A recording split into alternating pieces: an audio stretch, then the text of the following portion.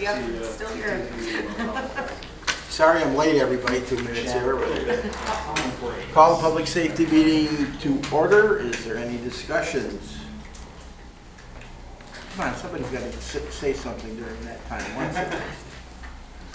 Okay, then we have one resolution on tap tonight. Do we want to let, let's see, resolution number 1, and I need a sponsor for that. That's for the bond.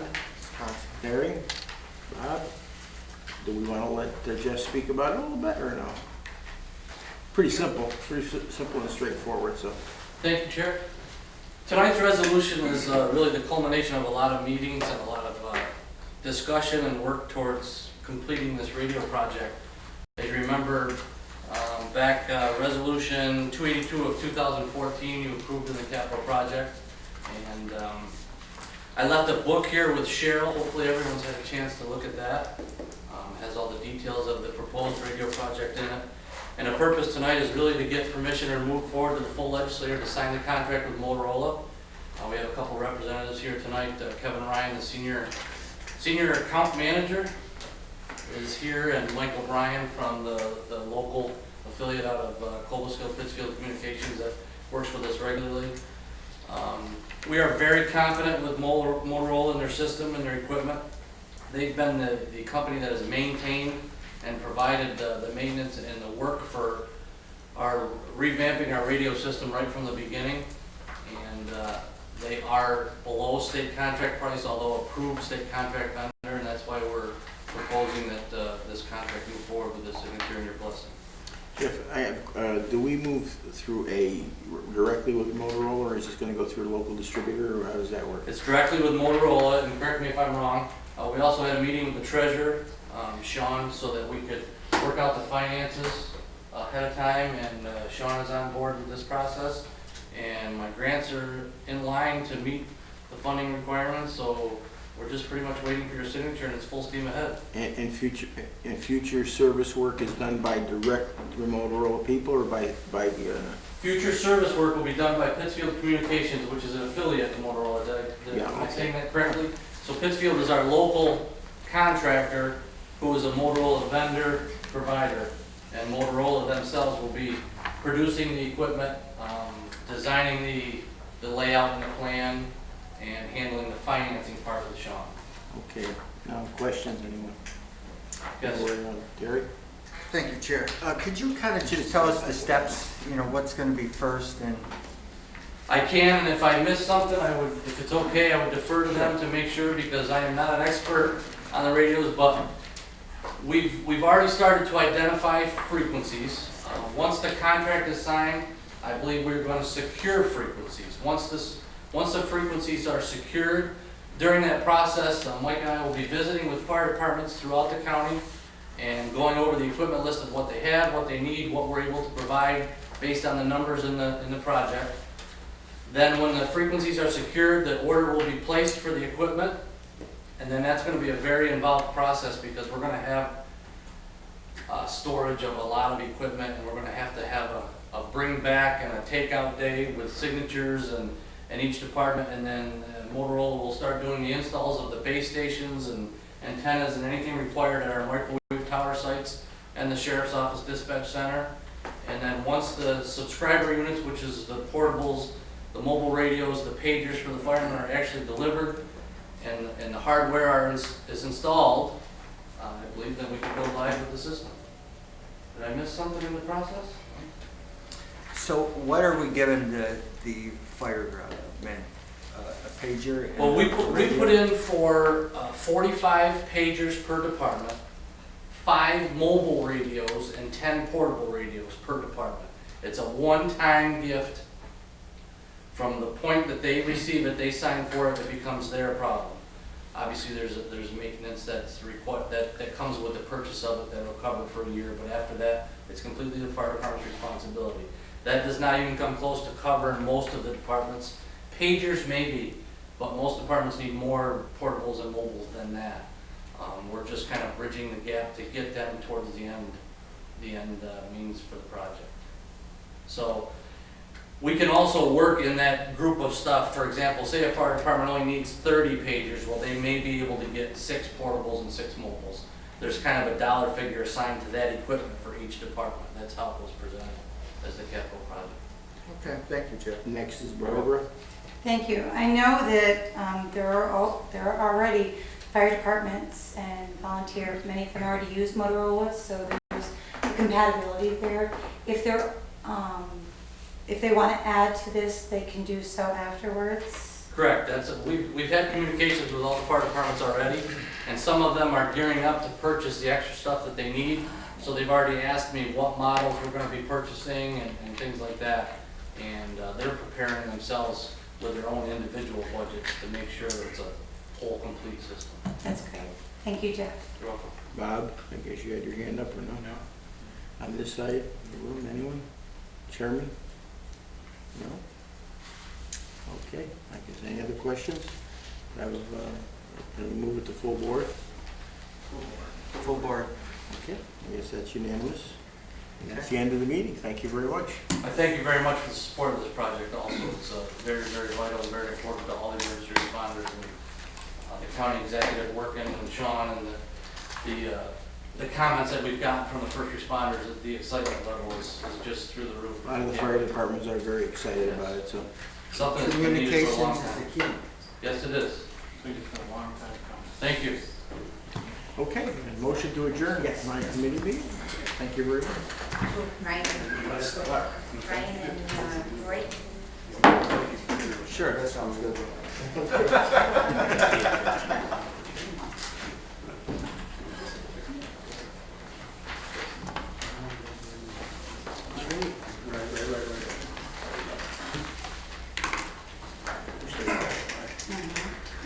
Cheryl, before you thank the apple, I like your hair. Thank you. Nice hair. To the official minutes. Calling the Committee of Finance and Budget to order. Any discussion from the legislators? And hearing none, we'll move on. I have Dr. Dustin Swanker here, and he's going to give a presentation on the 2015-2016 FMCC operating budget. Thank you, Mr. Chair. You have a summary at your desk. I also handed out tonight an enrollment plan. I'm just going to refer to it. I'm not going to go through it tonight, but I'll just refer to it. Tonight the resolution is to schedule the hearing on the budget, but I would like the opportunity to present the budget to you this evening. So I'm completing my 9th year as the president of Fulton Montgomery Community College. And we haven't asked for an increase from county sponsors in 8 years. So that trend is changing. So let me give you some highlights of the budget. First of all, our budget is a 3% decrease. Our budget for next year is a 3% decrease over the budget for this year in expenditures. We are requesting a $100,000 increase in sponsor support, county sponsor support from each county. We are budgeting for a 3% decline in enrollment. Now we're going to do everything we can to not have a 3% decline in enrollment, but this current fiscal year we had a 10% decline in enrollment, and we don't want to over budget our expenditures. We are getting a $100 increase per FTE.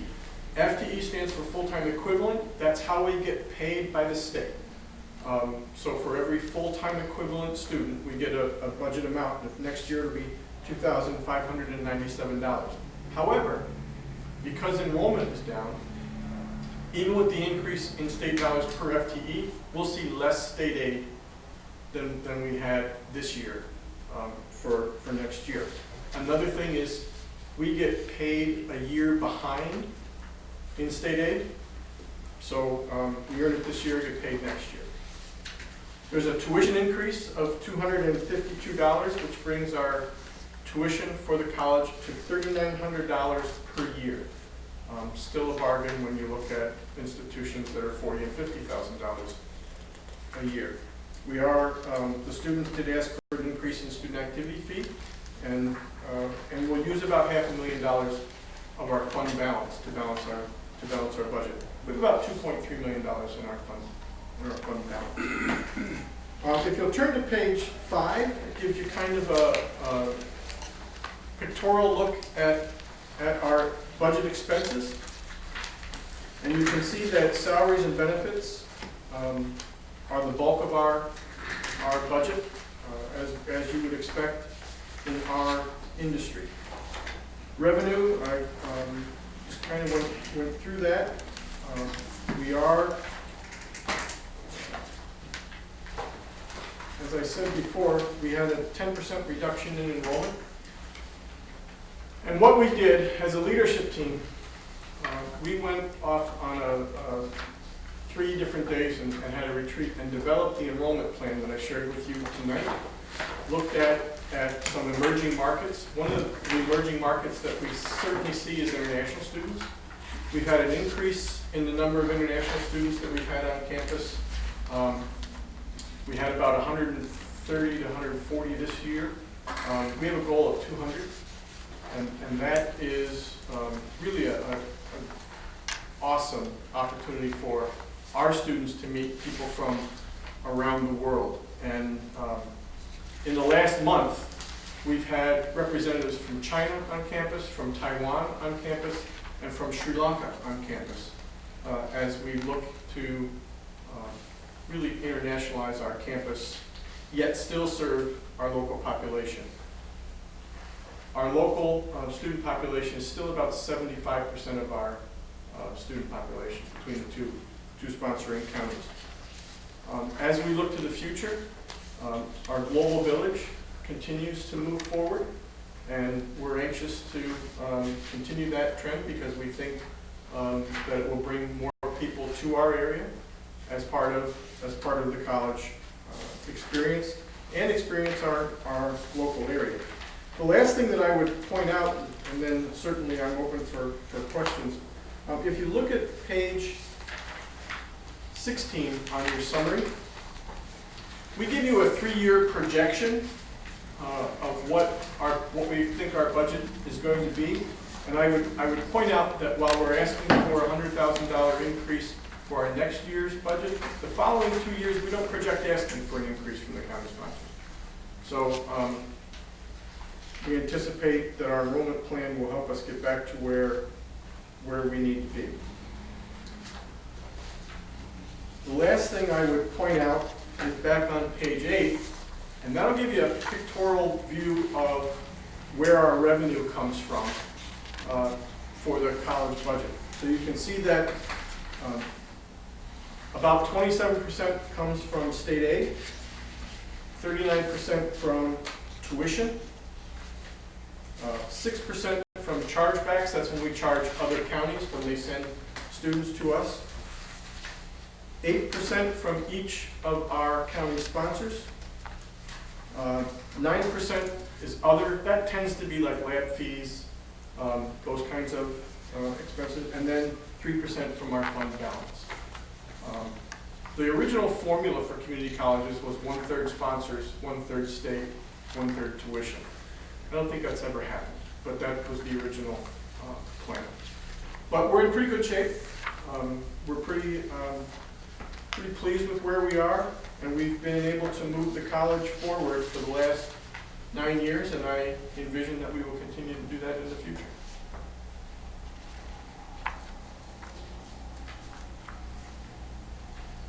Does anybody have any questions? I just also wanted to say you've made dramatic improvements to the college campus as well, and the curriculum, the advances in the technology. You've taken notice to the different economic needs and the jobs that will be required. So you've been a leader to the college, so I commend you for that. Thank you.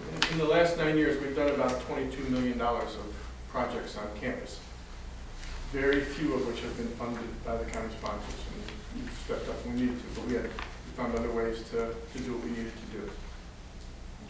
Thank you. Thank you. Yes, sir. Just a question, if I could.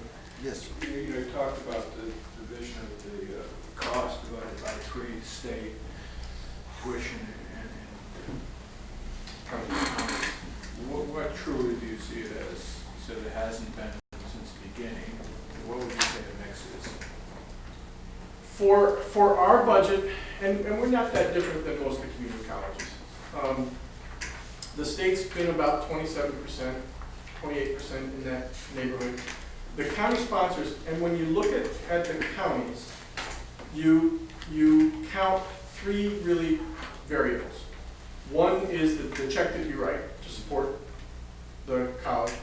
The chargebacks that we charge to other counties count as local share. And if we use our fund balance, anything we use in the fund balance is also considered local share. So when you look at that all put together, the college local sponsor is about 24%. And so you're picking up 46% tuition. The students are paying probably in the neighborhood of 53% of the college costs. When you look at tuition and fees, they're probably paying in the neighborhood of about 53%. Thank you. Joe? Mr. President, is it difficult for staff retention now in a community college, or has that not been a problem for you? Depends on the staff. We haven't had a problem. In the 9 years, we really haven't had a problem. Faculty tend to stay once they're tenured. Administrators, the upper levels, this institution has suffered, frankly, over the years from a turnover in upper level administration over its history. 9 years, and I think I'm the second longest serving president for the college. That change in leadership hurts an institution. We've been really stable, not only at my level, but then at the vice president level, we've been really stable, and it's helped us move forward. Okay, I just wondered in this economy how that was. Thank you. Anything else? Thank you, Dr. Swank. Thank you.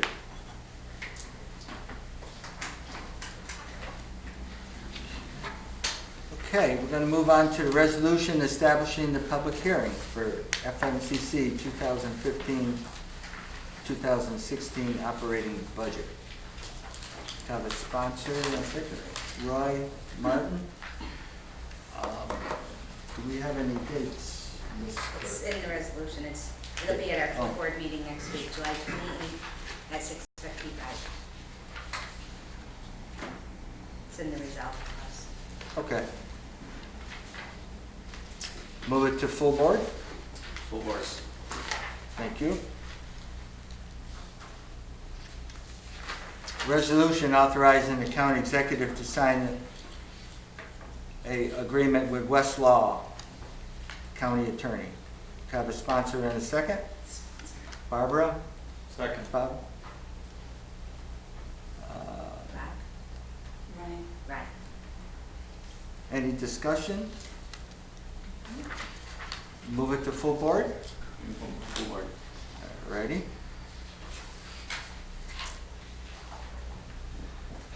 Whether resolution amending the 2015 operating budget and establishing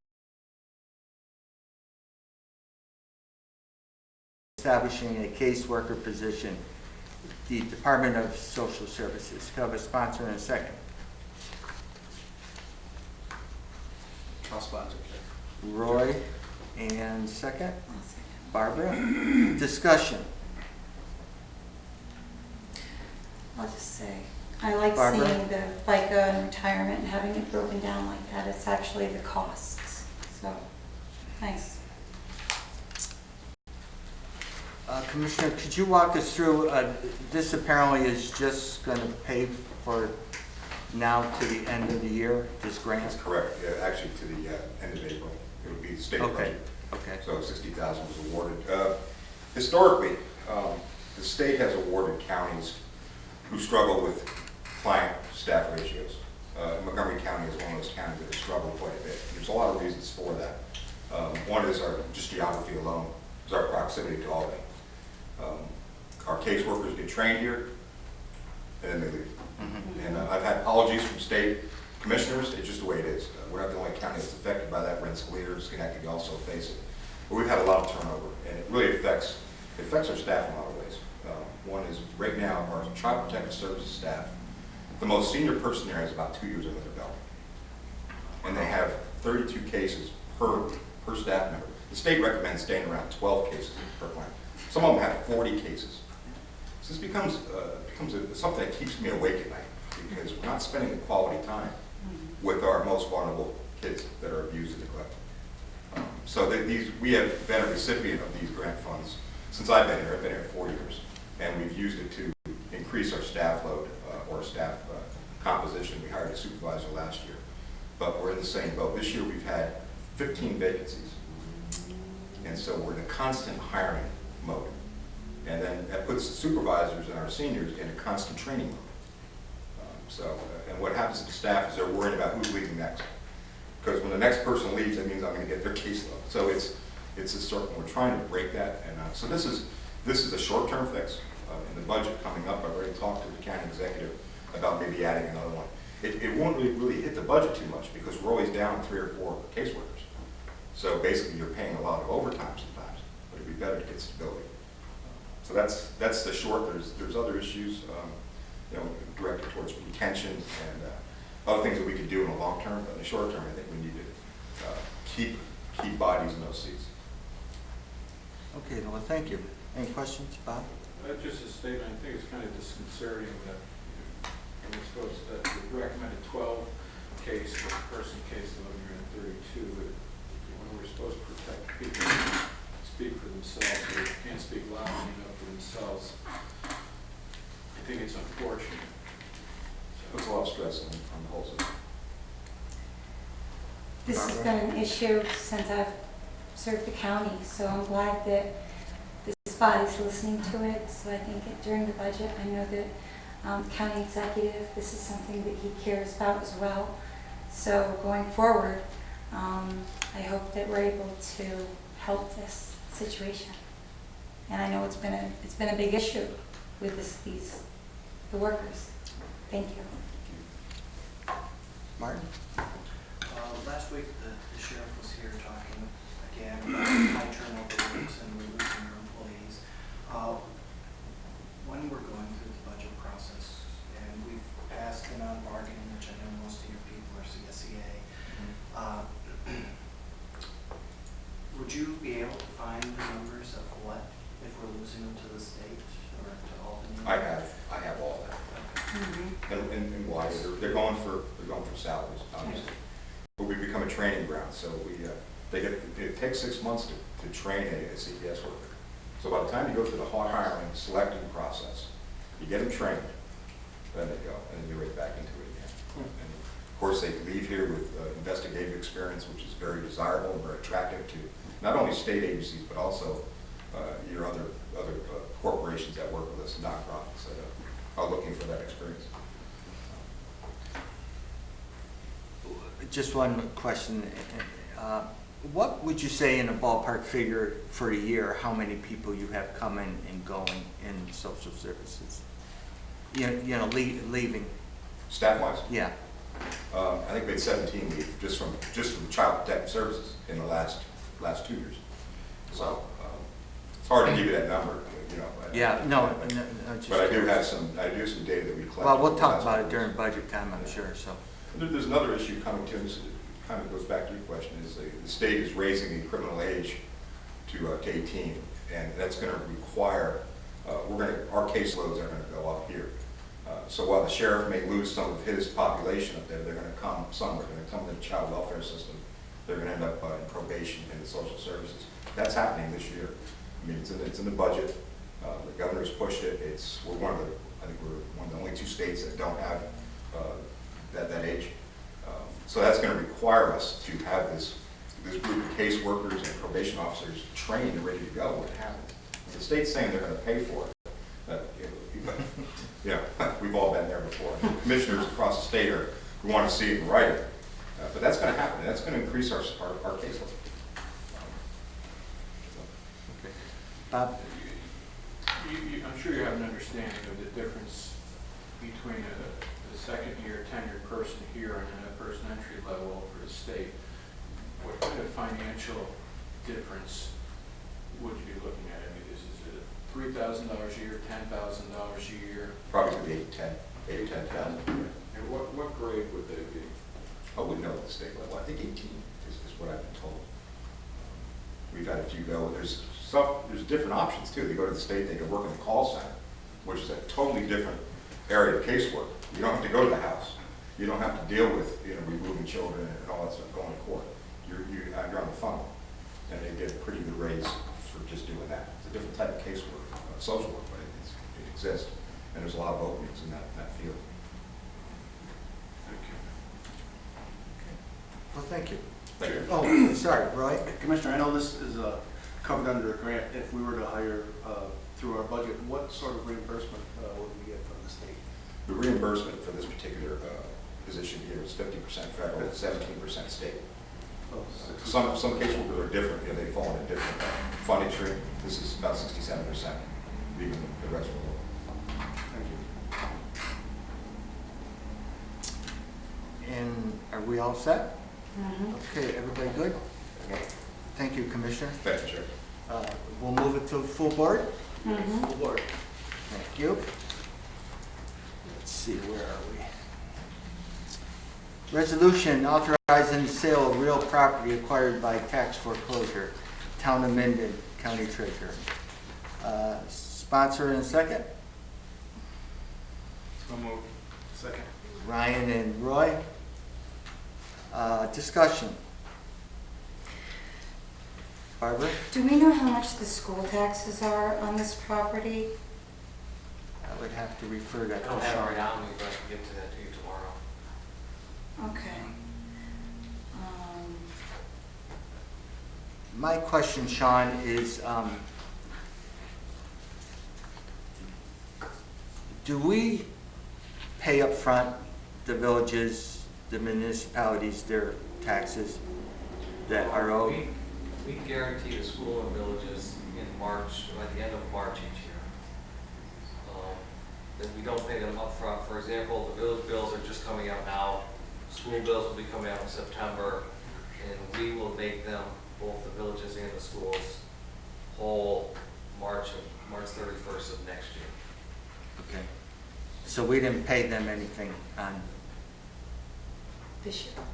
for We this? will not be paying them. The current bill coming out, we will not pay them. Okay. Barbara?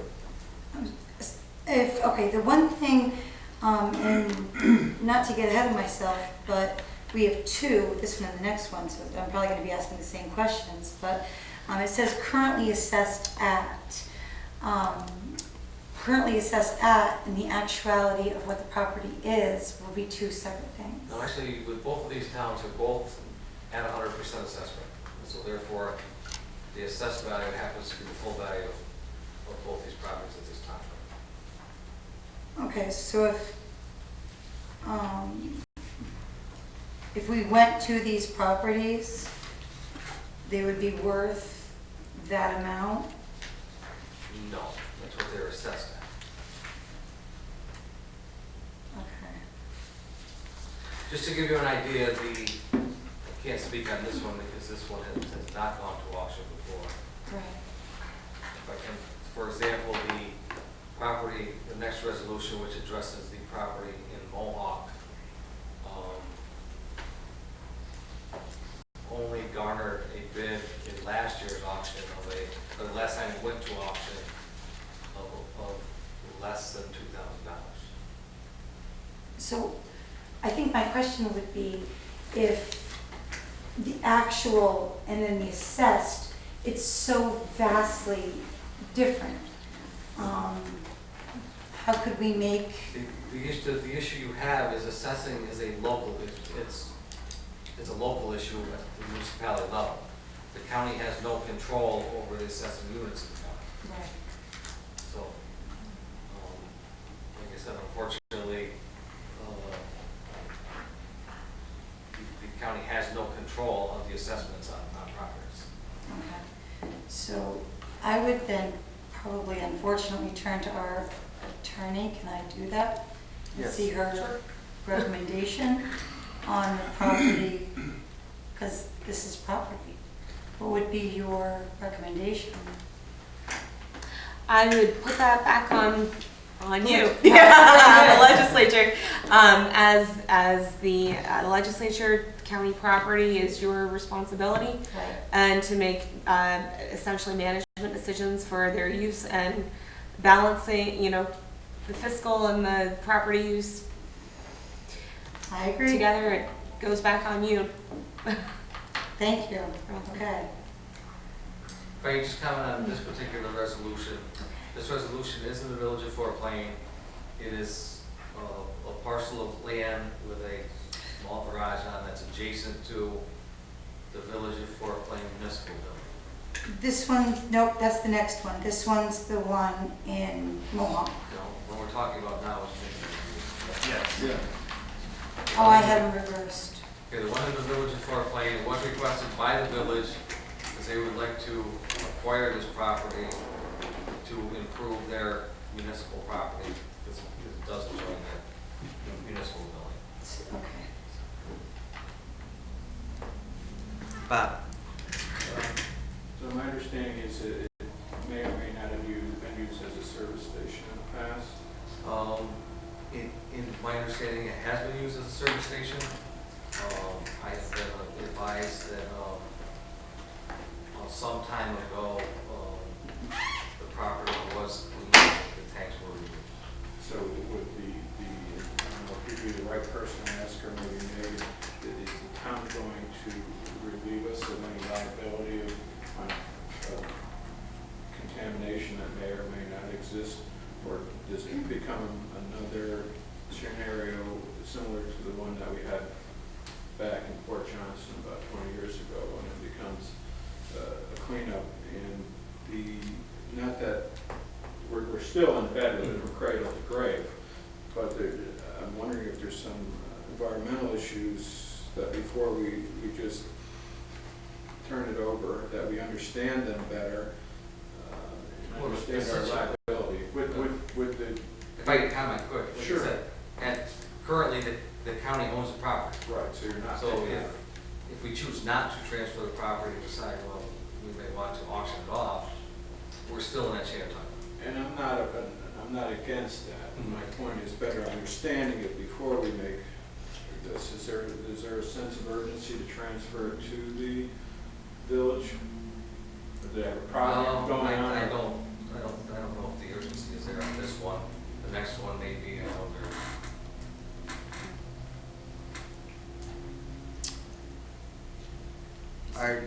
Are you all set? Okay. Barbara?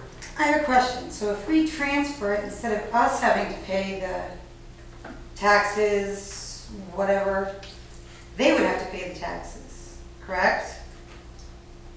for example. School taxes? Yes. Okay. Okay. Any more questions? Any discussion? Should we move it to full board? Full board. Full board. I just want to vote no on Okay. Should we do a? it. Or I don't vote anyways, I'm sorry. No. You're on I the mean, whole fine, thing. yeah. So I'd like It's to really just go on until record the as saying. full board. Okay. All righty. Moving on to No. Mohawk, correct. Resolution authorizing the sale of real property acquired by tax foreclosure. Town of Mohawk.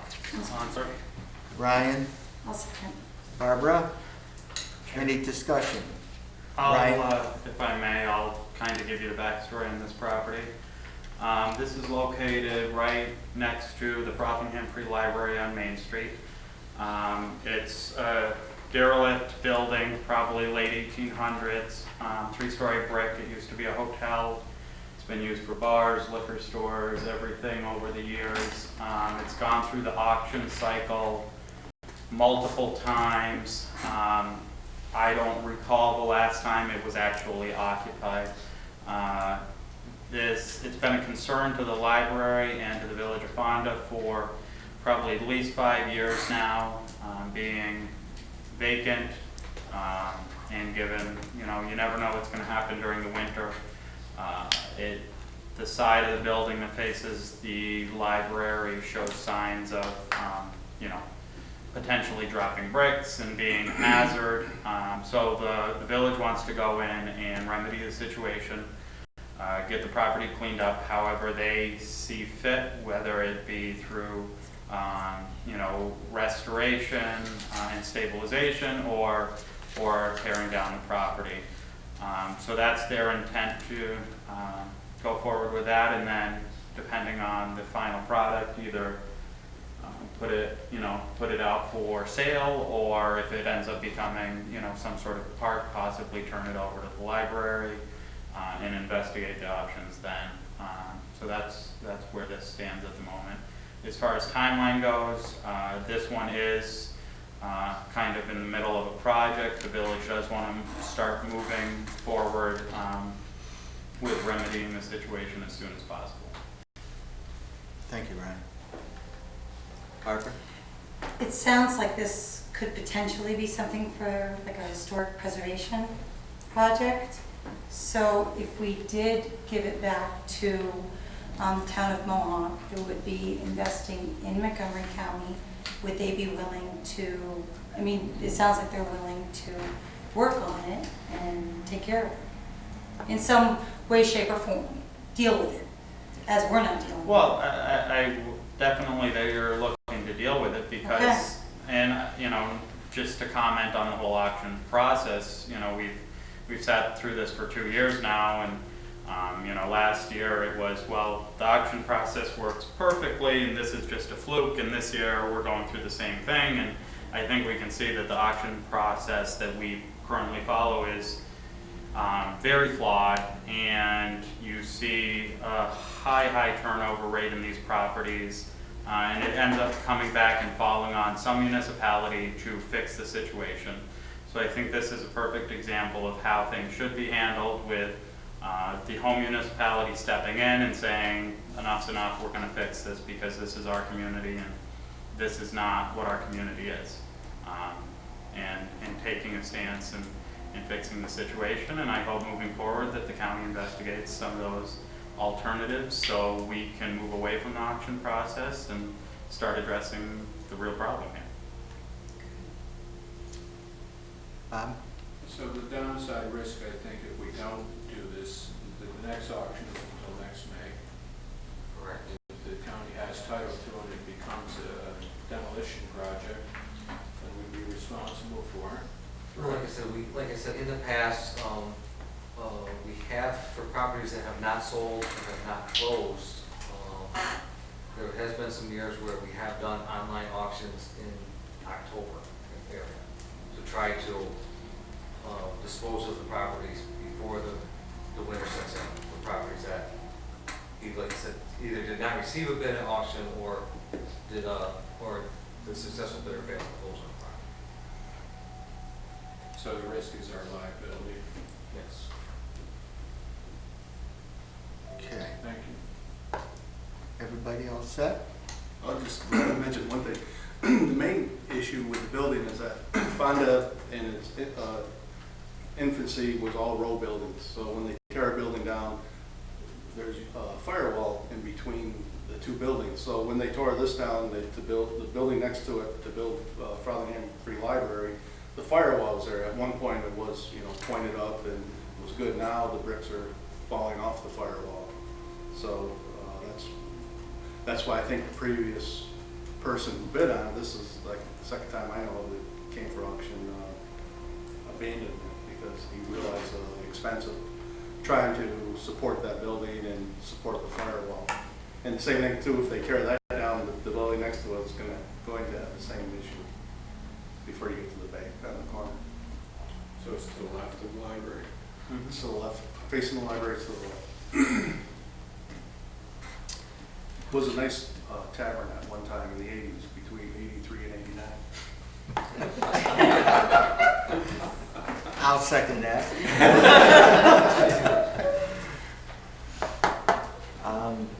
Is everybody all set? We'll move it to full board? Full board, very good. Okay, resolution approving the abstract of audited claims, Office of the Legislator. Can I have a sponsor in a second? Martin? Barbara?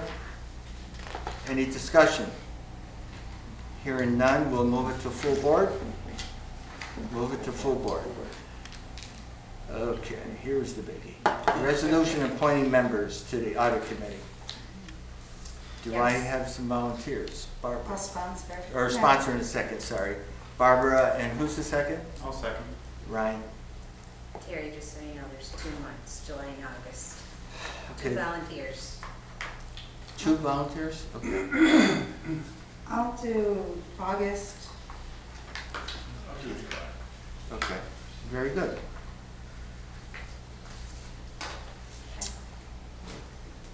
Okay, and hearing that, we'll move it to full board. Pardon me? There are 2 weeks in August I won't be able to make it. So maybe we should switch July and Will you? August. There's a week in July I won't be. Are you okay all the weeks of August? I should be, Okay. yeah. Then there should be. I don't have a preference for when you want to do. Are you here for July? Is July? There's 1 or 2 that I missed in July also. Okay. All right, we should be okay staying with that. Okay, good. Okay, we'll just work it out among ourselves then. Okay, we'll move it to full board with those names. Will work. Very good. Thank you. Thank For you. volunteering. I still say we all should stand up and take 1 step forward. We would all step back. Somebody would have to be last. And the only thing, sorry, the only other thing I have is we sent out an RFP for a consultant for the legislators, and we only got 1 proposal back from the Bonadil group.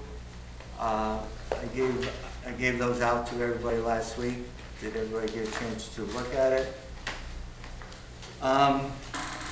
I spoke with them this afternoon, and I said, obviously, we would have to approve whether we accept them, their proposal.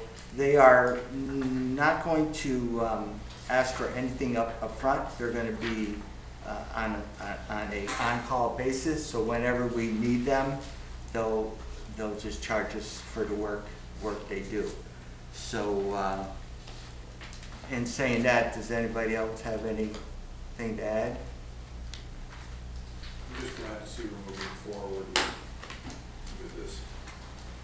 Yeah, and if you're comfortable, I can always arrange a meeting with them. In fact, they would prefer to come out and talk to all of us and explain exactly what they can do for us and give us some ideas. Martin? When is the audit due? The audit's technically not due until September 30th. They just finished some field work. They've been in the office the last couple of weeks, on and off. I'm anticipating probably, we're shooting for middle to end of August.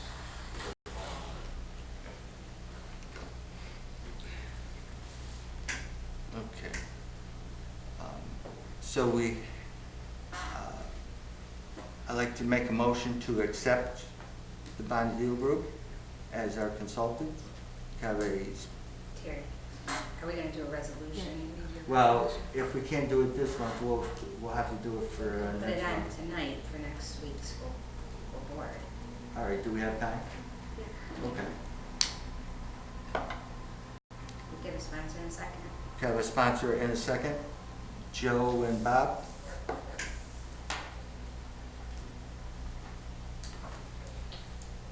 And we'll move it to full board. Yes. Okay. Thank you very much. That's all I have. We're all set. Motion to adjourn. Motion to adjourn, second. Martin? Now, please sit down. We'll be out of here in less than. Okay, call the meeting to order again. I call the Personnel Committee meeting to order. We have 1 resolution. Is there anything under discussion? No? We have one resolution. It is a resolution adopting the non-bargaining salary schedule for department heads and non-department heads. There was just a few discrepancies between the two salary schedules that were handed out, so everything has been ironed out and put in front of you. If there's any questions, I would be happy to answer it. If not, everything is perfectly put in here and been checked by literally every single person, approved by the county executive. And sometimes you need a little bit of double checking and triple checking to make sure it's done. But this has been a long process, and I'm very happy to say that it's done. No? Great. I will sponsor it, and can I have a second? I'll second it. Terry? Fabulous. Any objection? Full board. Full board. Fabulous. Okay. Anything else? No? Okay. See you later. Now you